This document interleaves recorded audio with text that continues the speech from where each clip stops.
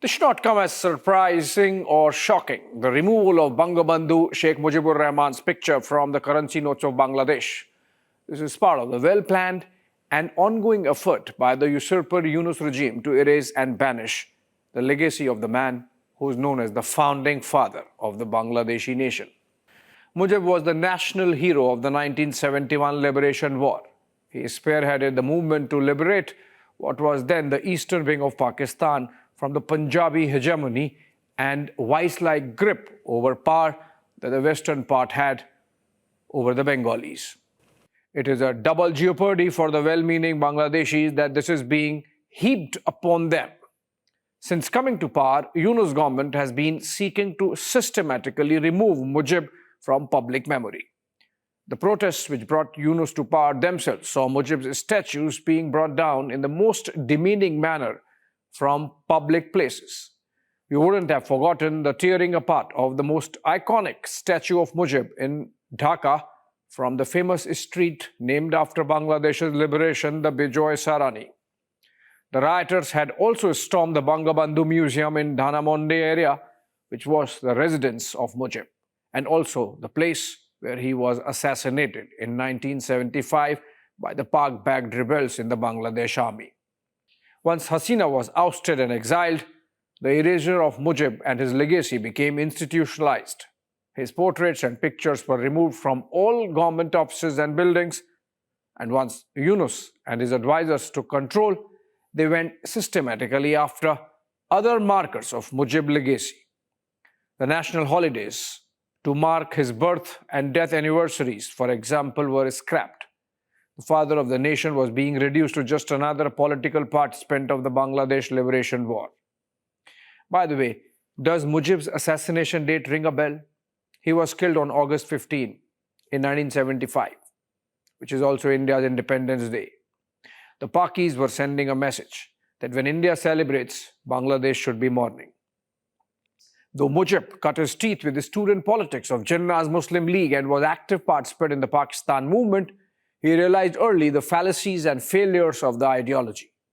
He turned a rebel the day Jinnah, on a visit to Dhaka, announced that Urdu would be the sole national language of the then Pakistan. It was imperialism being imposed on the eastern Bengali half, which in fact was the more populous of the two wings of Pakistan. Mujib picked up from here, and the language movement became the raison d'etre of Bengali nationalism, culminating with the formation of Bangladesh. In between, there were many other fights.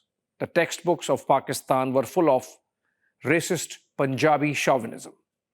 In describing the two wings, the children of Pakistan were taught that while those in the West were tall, light-skinned, well-built Punjabis and Pashtuns and ate wheat, those in the West were short, dark, skinny, and ate rice.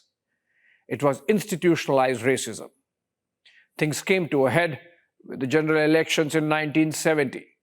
Mujib led Awami League 167 seats, emerging as the single largest party, commanding simple majority in the 300-member Pakistan National Assembly. He was the national claimant to the Prime Minister's chair. But the military regime under Yahya Khan reneged under pressure from Zulfikar Ali Bhutto and his allies in the western part. This denial proved the proverbial last straw. The war for the liberation of Bangladesh began. Mujib's supporters, the Mukti Jodhas, took on the mighty Pakistan army, and with the help of India. Mighty, remember, in the context of those ill-equipped Mukti Jodhas of the Mukti Bahini. And of course, they decimated them. The butcher of Dhaka, General A.A.K. Niazi, surrendered before General J.S. Arora on December 17 of 1971. From becoming the Prime Minister as head of the new nation to his assassination, Mujib was seen as the hero, the father of Bangladesh.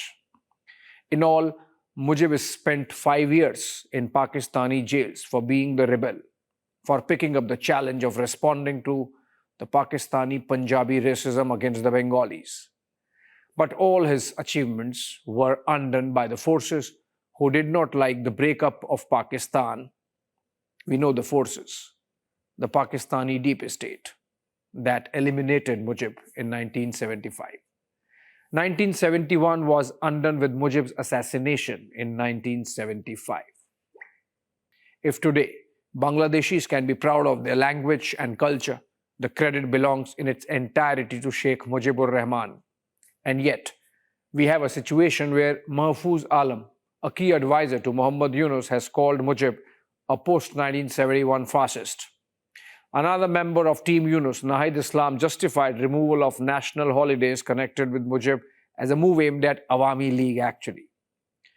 Awami League is a party that was the vehicle of Bengali nationalism with which Mujibur Rahman fought against Pakistani hegemony and got a nation that Mahfouz Alam and Nahid Islam can call their own. Yet, just last week, Awami League too was officially banned, that too under Bangladesh's anti-terror laws.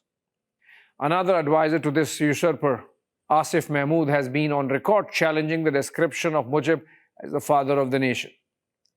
Yunus regime is also redrafting history textbooks in a manner so as to diminish the role of Mujib in the 1971 Liberation War. Back in 1971, when the talks broke down between Mujib and Bhutto and it became clear that Mujib would break away, Yahya Khan declared martial law and arrested the Bengali leader.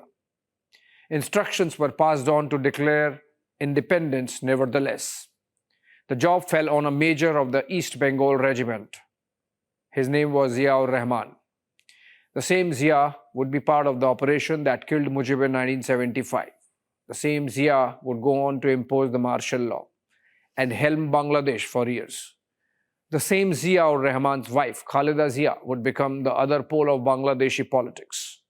The first, of course, being Mujib's daughter, Sheikh Hasina, who survived the 1975 massacre as she was away in London on that fateful night of August 15. So this removal of Mujib's face from the currency notes by the Yunus regime is a continuation of the project that seeks to erase the contribution of that stalwart of Bengali nationalism from the memory of the present generation of Bangladeshis. It is foolish, even stupid, given that it hits at the very roots of Bangladesh's liberation. But then Yunus is filled with spite for Hasina, who perhaps rightly did not treat him well. But in approaching the past with his personal grudge and playing into the hands of forces that never wanted Bangladesh to be an independent sovereign nation in the first place, Yunus is scripting a chapter of instability that might cost the Bangladeshis dear. It's for them to choose.